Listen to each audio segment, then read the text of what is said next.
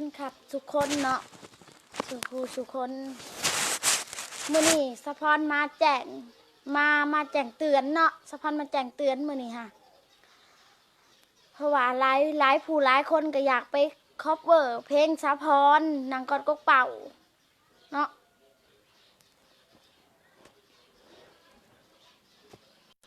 หลายผู้หลายคนก็อยากไปคอฟเวอร์เพลงสะพอนนางกอดกกเป่าสะพอนสิมาเตือนเด้อว่าสะพอนบ่อนุญาตเนาะอันคันสะพอนอนุญาตหันสะพอนอนุญาตจากแต่เฮิงแล้วเนาะแต่อันนี้สะพอนสีไปห้องเองใช้ดนตรีเองเนาะสะพอนยังอยากห้องอยู่เพลงนั่งกอดกกเป่าเนาะแล้วตอนนี้หันห้ามเด้อไผก็ห้ามเด้อมันเป็นสิ่งที่ผิดเนาะสะพอนก็มาห้ามอันบ่ให้ไปก๊อปเวอร์หรือว่าไปเอาลงช่อง YouTube ตัวเองต่างๆเนาะเพลงนี่เพลงนั่งกอดกกเป่าสะพอนก็อยากห้องเนาะแล้วก็สะพอนก็ห้ามอีกอย่างหนึ่งเด้อห้ามอีกอย่างหนึ่งว่าบ่ให้เอาหูปของสะพอนหันไปติดใส่บอนใดบอนหนึ่งหรือบอนใดก็ตามเนาะอันบ่ให้ติดสะพอนก็ห้ามอีกอันนี้ก็เนาะสะพอนก็ห้ามเด้อสะพอนมาห้ามเพราะว่าสะพอนบ่ให้เฮ็ดแบบนั้นเนาะสะพอนมาบอกให้ฮู้เนาะอันบ่อยากให้เฮ็ดแบบนั้นเอาบางคนก็เอาไปติดไว้ในบอนรูปคอนเสิร์ตเนาะแล้วสะพอนหั่นบ่ให้ติดเด้อแบบนั้นมันผิดเนาะสะพอนบ่ให้ติดสะพอนมาบอกไว้เด้อบางคนนี่ไปหาติดใส่หั่นหรือว่าใส่ดีสะพอนก็ห้ามสะพอนอนุญาตห้ามเด้อสะพอนบ่ให้ไปติดแล้วก็บ่ให้คอฟเวอร์อีกเพลงของสะพอนเพราะว่าอันนี้สะพอนสีมาห้องเองเนาะอันเพลงนางกอดกกเป้าสะพอนกับสีมาห้องเองสะพอนบ่ให้ผู้ใดหันไปคอฟเวอร์เพลงของสาวพรอีกเนาะสะพอนยังอยากห้องอีกอยู่เนาะอันนี้สะพอนห้ามเด้อแล้วสะพอนสิมาว่าอีกว่าห้ามเอาหูสะพอนท่านไปติดไว้แล้วเขียนลงบอกคนอื่นว่า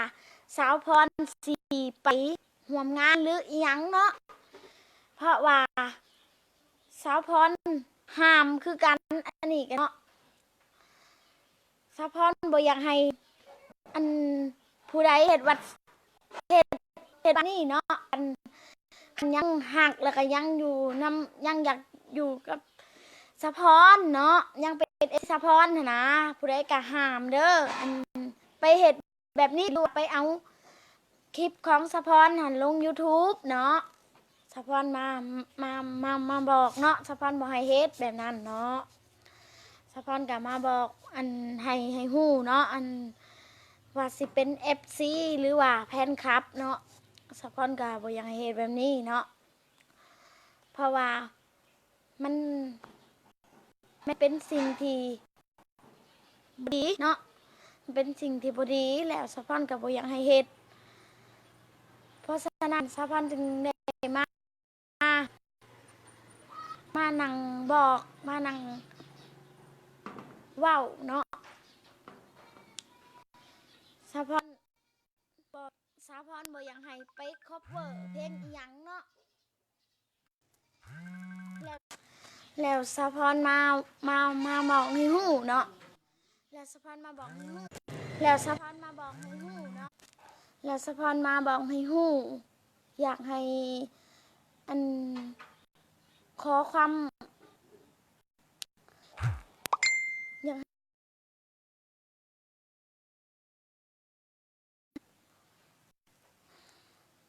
ฮู้ไว้ว่าสะพอนนี่บ่อนุญาตให้ไผไปคอฟเวอร์เพลงของ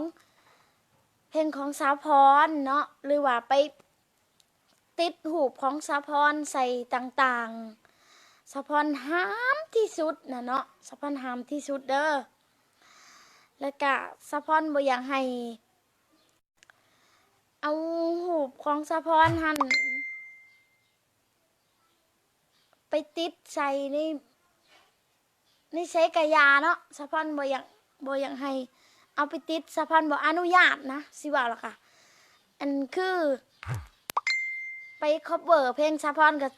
นางกอดกกเป่าสาวพรกับบ่อนุญาตเนาะสิว่าเลยสาวพรบ่อนุญาตบ่อยากให้ไผเฮ็ดว่าบ่ได้ขอจากตัวสาวพรว่าสิไปเอาไปคัฟเวอร์บ่ได้ขอจากสาวพรบ่ให้ไผเฮ็ดแบบนั้นเนาะ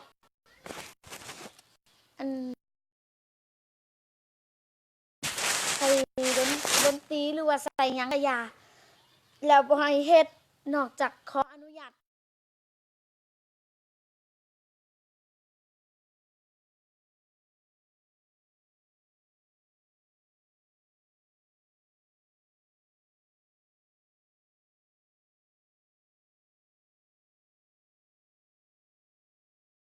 บอกมาออกมาแถลงข่าวเพราะฉะนั้นจึงมาหลายชุดหลายผู้หลายคนก็อยากเห็นตัวจริงอยู่แต่ว่าหลายผู้หลายคนนั่นอยากเอาไปคัฟเวอร์เพลงนั่นอยากเอาไปคัฟเวอร์เพลงนี้นะบ่ได้อนุญาตกะอยากให้อันอยากให้หู้ไว้เนาะสะพรบ่ได้อนุญาตเด้อที่ไปคัฟเวอร์เพลงสะพรนั่งกอดกกเป่าเนาะสะพรบ่อนุญาตเด้อสะพรบ่ได้อนุญาตเนาะสะพรบ่อยากให้เฮ็ดแบบนั้นเนาะหรือว่าเอาหูปของสะพรนี่ไปลงในช่องต่างๆเนาะในไซต์กะยาสะพรบ่อยากให้ไปเอาลงหรือไปเฮ็ดแบบนั้นเนาะสะพรบ่อนุญาตเลยเด็ดขาดเลยเนาะสะพรบ่อนุญาตเลยเด้อนี่กะสะพรมาบอกให้ฮู้เนาะสะพรมานั่งไลฟ์สดนี่อยากให้เห็นว่าสะพรบ่ได้อนุญาตผู้ใดเนาะ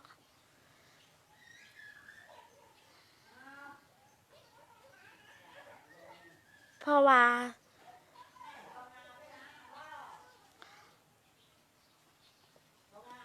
หลายคนเอาไปใส่ลายใส่หูปเอาหูปสะพรนั่นไปใส่เพลงตัวเองห้องหรือว่าอีหยังสะพรบ่อยากให้เฮ็ดเด้อแบบนั้นสะพรบ่อนุญาตเด้อสะพรบ่อนุญาตให้เฮ็ดแบบนั้นโดยที่บ่ได้ขอเจ้าของเนาะคืออย่างเช่นสาวพรบ่ได้ขอแล้วสะพรบ่อนุญาตเนาะเพราะว่าเพลงนางกอดกกเป่านี่สะพรสิไปห้องเองสะพรยังสิห้องเองอยู่แล้วสะพรนั่นบ่อนุญาตให้ผู้ใดเอาไปคัฟเวอร์เพลงของสาวพรเนาะคันสะพร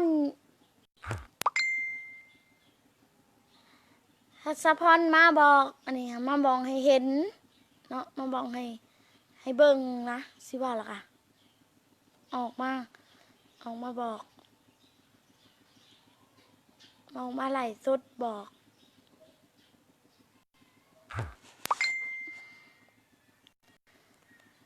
ดีว่าสะพรว่างอยู่ตอนนี้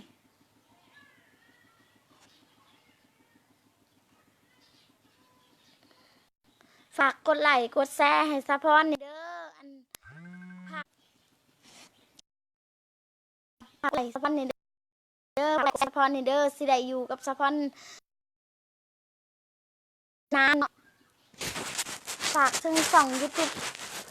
ของสะพอนนี่เด้อฝากเขาไปกดไลค์กดแชร์อยู่ในส่อง YouTube ของสะพอนเนาะพิมพ์คำว่าพรพิลาไว้แล้วสิได้เห็นเนาะสะพอนโลดแล้วก็ค่ะเขาไปเบิ่งคลิปต่างๆของสะพอนเนาะสิมีเพลงใหม่ๆเอาลงส่อง YouTube ของสะพอนฝากนี่เด้อฝากกดไลค์กดแชร์ให้สะพอนนี่เด้อเพราะว่าสิได้อยู่นำกันนานเนาะสะพอนกาขอบใจหมู่ครูสุคนเลยที่เขามาติดตามหรือว่าเขามาเบิ่งเนาะ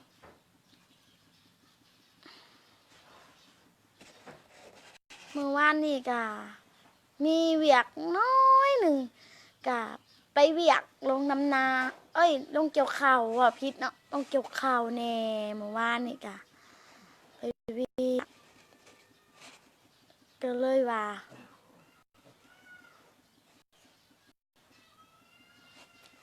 สะพอนก็เลยมาไล่สดอีก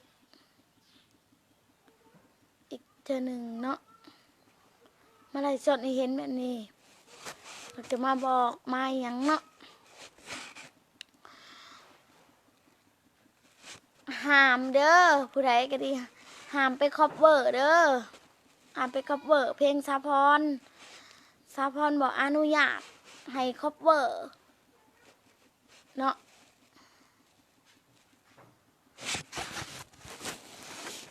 เพราะว่าสะพอนที่ห้องเองเพลงหนังกอดกกเป่าของสะพอนสิห้องเองสะพอนพออนุญาตให้ผู้ใดน่ะเอาหูปของสะพอนไปใส่ในเพลงของตัวเองเนาะไปใส่ในเพลงของตัวเองสะพอนบอกอนุญาตเนาะนี่กะฝากกดไลค์กดแชร์สะพอนนี่เด้อเพื่อได้สิได้สร้างความมวลซื่นแล้วก็สร้างความบันเทิงให้แฟนคลับได้เห็นแล้วก็ให้แฟนคลับได้ชมแฟนคลับสุคนเลยเนาะให้ได้เบิ่งให้ได้ชมสะพอนก็เลยฝากให้กดไลค์กดแชร์ให้ฝากเขาไปติดตามทางช่อง YouTube พร้อมว่าสิเป็นคลิปต่างๆหรือคลิปอีหยังกะยาเนาะฝากติดตามทางช่อง YouTube เลย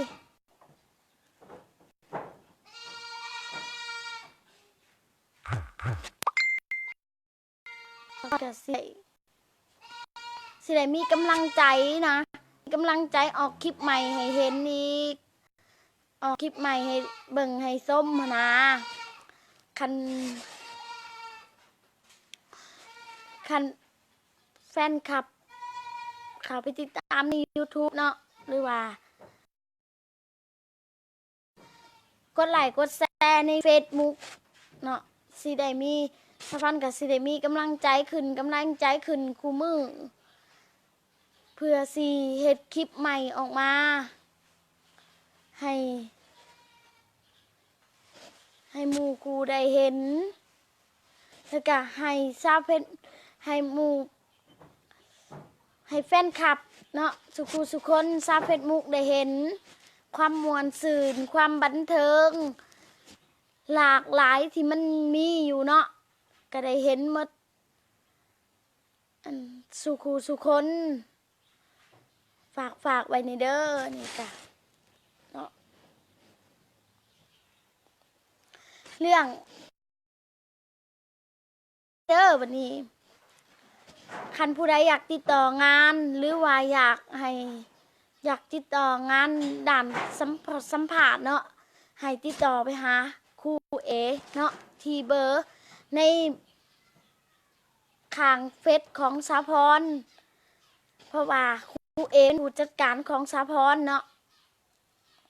ในด่านต่างๆให้ติดต่อไปหาเพื่อเลยเนาะ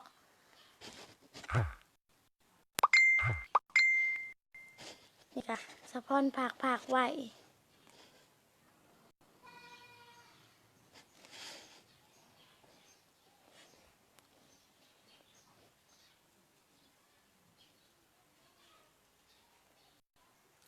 ฝากกดไลค์กดแชร์เด้อ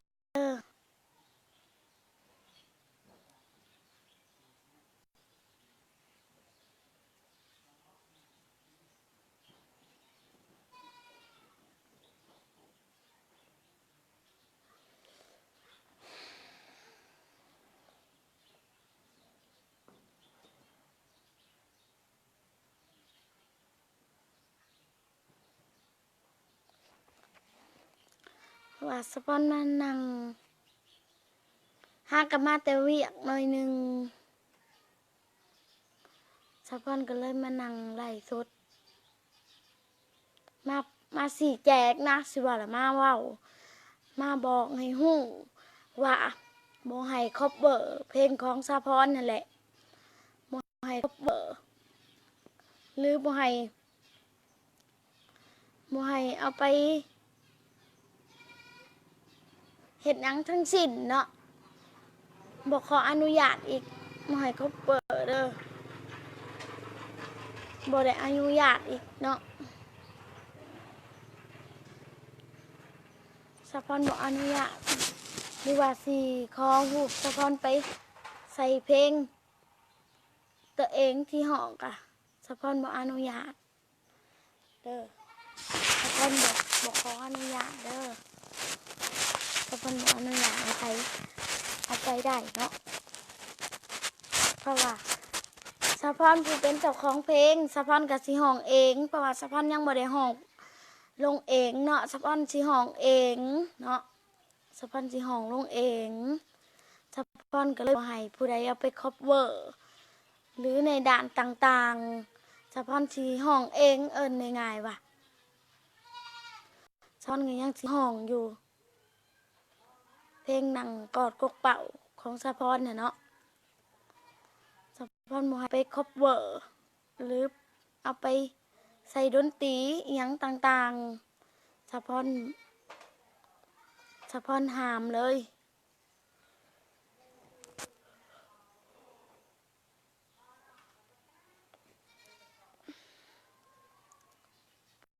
สาพรออกมาแจ้งบอกให้ฮู้อันนี้ค่ะเพื่อว่าสิเข้าใจกันเนาะเพื่อว่าสะเพ็ดมุกสิเข้าใจกัน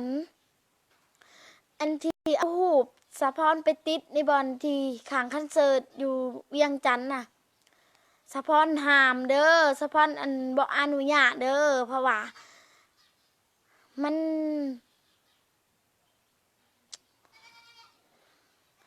สาพรบ่อนุญาตเลยเนาะสาพรบ่ได้ไปเด้อถาดหลวงอ่ะบุญถาดหลวงอ่ะสาพรบ่ได้ไปคันสาพรสิไปเนาะสาพรก็สิแจ้งให้แฟนคลับหรือว่า FC ได้ฮู้ในทาง Facebook สาพรสิมาไล่สดบอกให้ฮู้เลยว่าสาพรสิไปงานถาดหลวงเด้อสาพรสิไปลินงานถาดหลวงเด้อสาพรสิมาแจ้งให้ฮู้เลยในสาพรสิไล่ลงไล่สดเลยให้แฟนคลับหรือว่า FC เห็นเนาะมาบอกลงเลยสาพรสิไปใช้ไปถาดหลวงกะอันนี้สาพรบ่ได้ไปเด้อถาดหลวงน่ะสาพรก็เลยมาบอกให้ฮู้ว่าสาพรบ่ได้ไปงานถาดหลวงเนาะสาพรอยู่ในเฮือนสาพรค้าเฮ็ดเวียกในเฮือนสาพรก็เลยบ่ได้ไป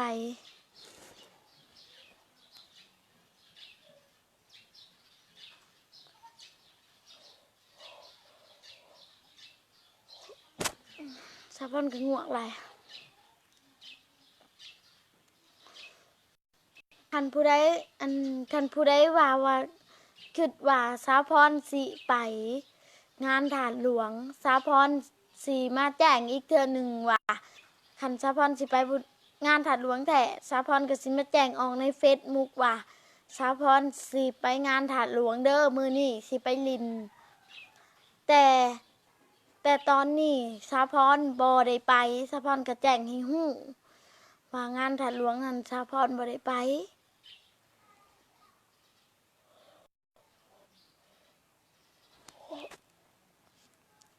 เพราะฉะนั้นแล้วสาวพรหนึ่งมาไลฟ์สดบอกให้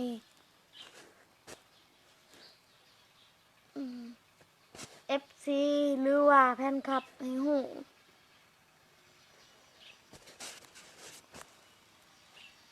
เพื่อว่าสิได้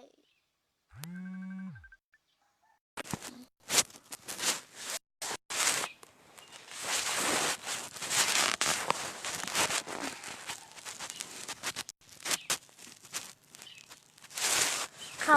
มาเด้อเข้ามาหลายๆเด้อเข้ามาเป็นเข้ามาหลายๆเด้อเข้ามาสปอนหลายๆเด้อเข้ามาเลยเข้ามาเลย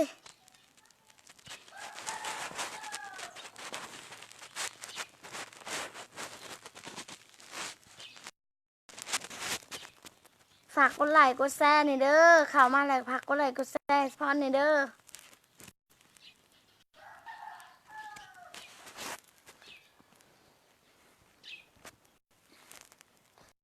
ฝากกดไลค์กดแชร์สปอนแน่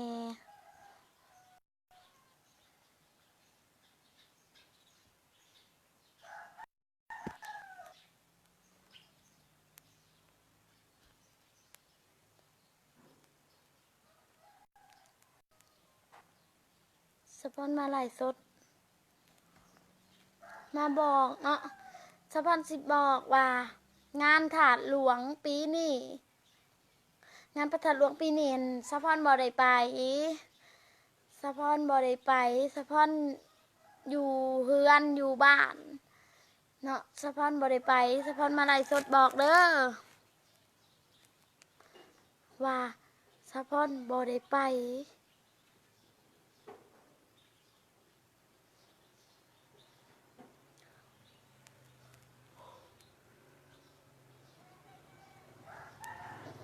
อยากให้เห็นก็เลยว่าอยากบอกให้ฮู้บางคนก็คิดว่าสะพอนสิไปเนาะสะพอนก็เลยมาเอามาบอกให้ฮู้เลยว่าสะพอนบ่ได้ไปอยู่ในเฟซบุ๊กสะพอนนั่นถ้าสะพอนสิไปสะพอนก็สิไล่สดเขาในเฟซบุ๊กของสะพอนว่าสะพอนสิไปงานถาดหลวงเด้อแต่นี่สะพอนบ่ได้ไปสะพอนก็มาไล่สดได้สำนีก่อนเนาะสะพอนก็ข่าวเข้ามาฝากกดไลค์กดแชร์ให้สะพอนในเด้อฝากกดติดตามให้สะพอนในเด้อสะพอนก็ข่าวเข้ามาสวัสดี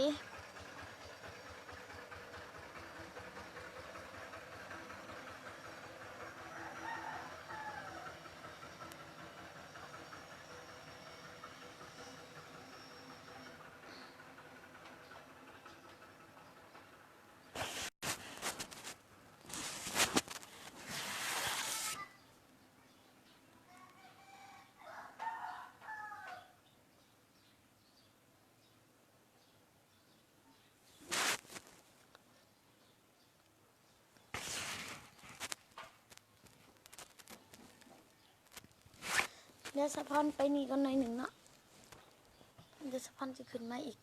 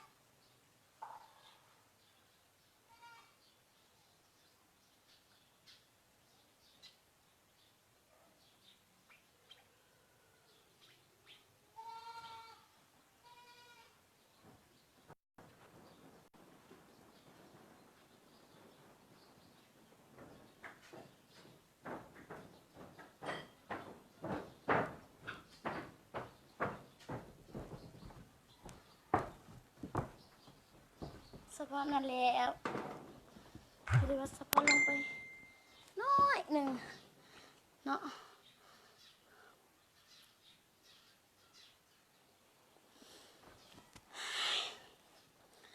นี่สักเมื่อยลายเนาะ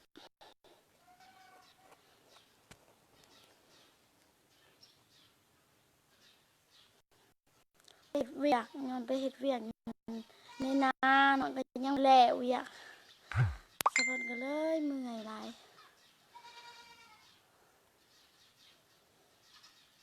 เพราะว่าสีมีเพลงใหม่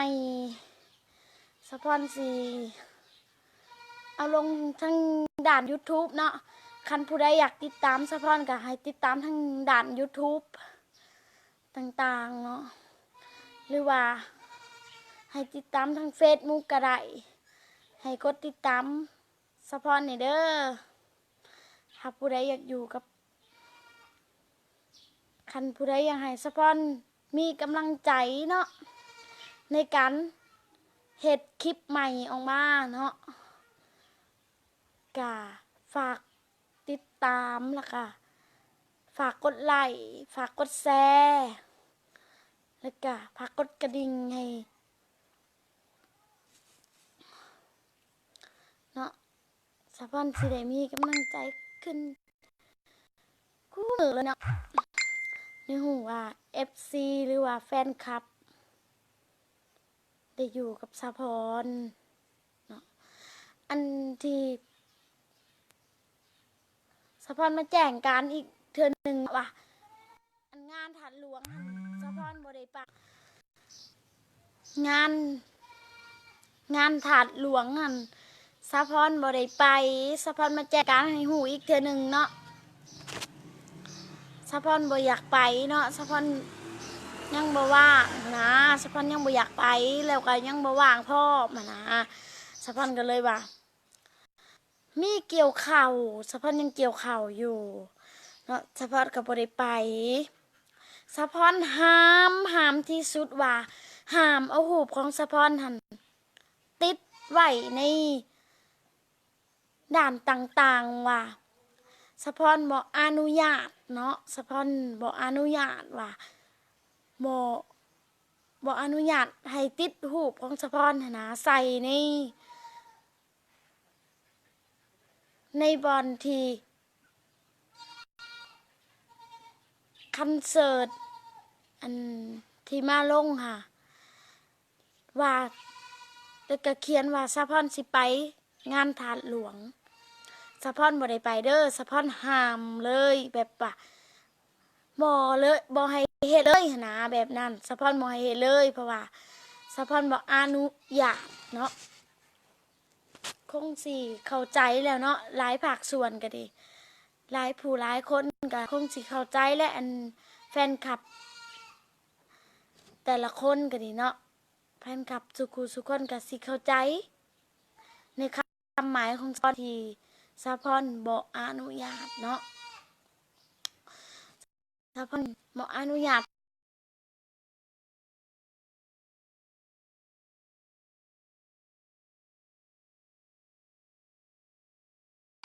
ไผทั้งสิ้นเพราะว่าสะพอนสิห้องเองสะพอนสิห้องลงเองเลยเนาะ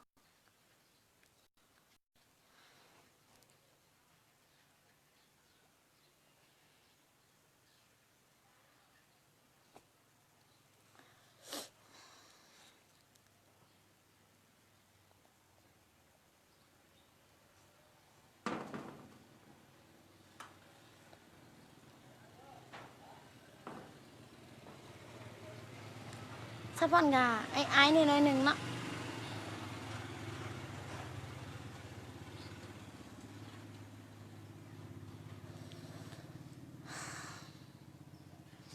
นี่ก็สะพอนมาสิ่งแซงให้หูหลายผู้หลายคนก็ยังคาใจอยู่เนาะ FC สะพอนก็แฟนคลับสะพอนก็ยังคาใจเขาอยู่หนนะเลยมาสี่แจงให้หู ขอบใจเด้อขอบใจทั้ง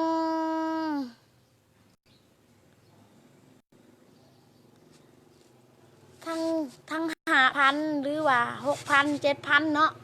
ขอบใจเด้อขอบใจเด้อขอบใจที่เขามาติดตามสะพอนขอบใจ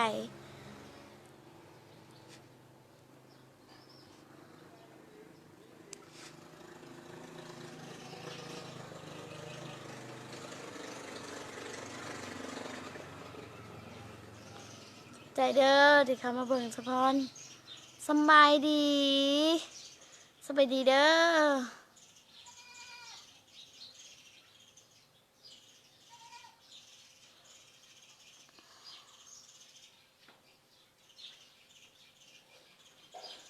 สะพอนมาเป็นหนังสือใจสิมาเรียนใหม่เนาะ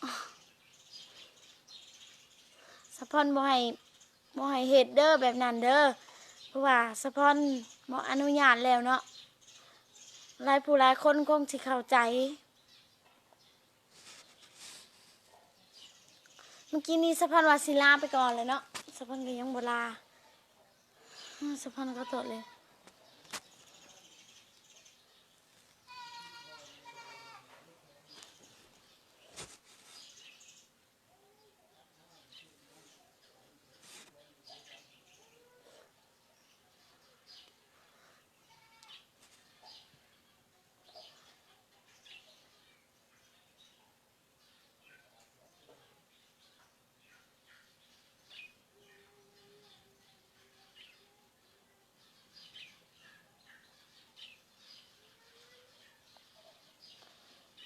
สะพอนง่วง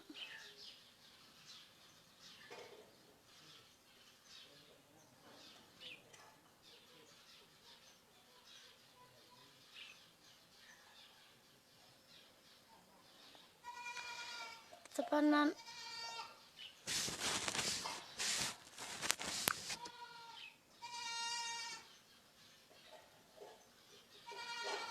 แจ้งนะกล่องสะพอนน่ะกล่องสะพอนแจ้งละ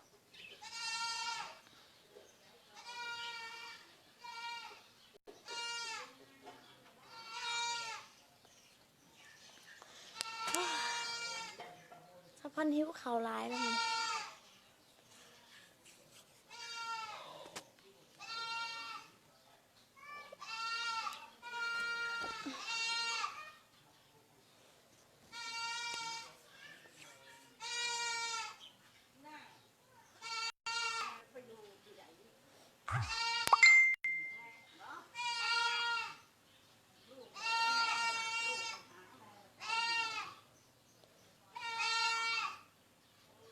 สะพอนก็หิวข้าวหลายเดี๋ยวสะพอนอยากไปเอากระเด้อ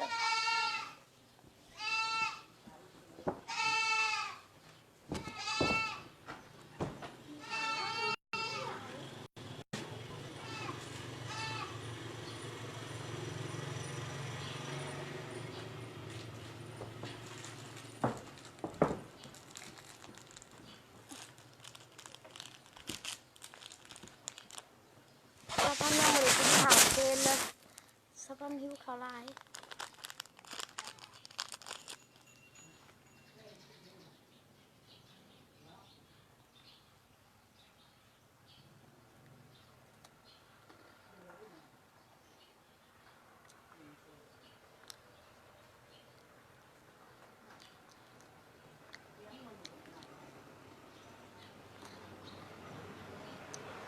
เข้ามาโน่นนี่สะพอนเศร้าเมื่อยก่อนจะไปเกี่ยวข้าวกับอีแม่เนาะ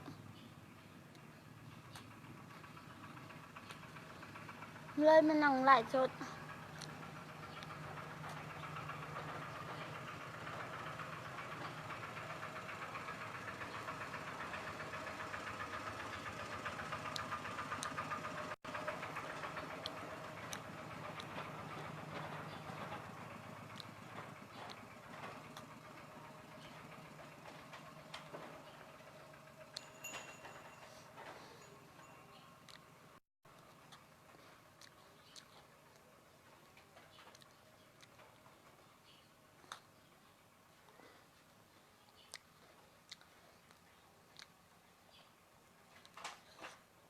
มื่อวานจะเป็น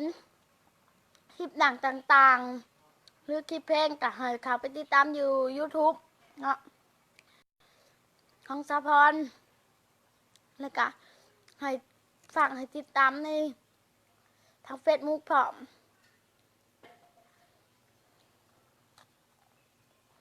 เพิ่งมาทางท้ายนะเราที่จะเห็น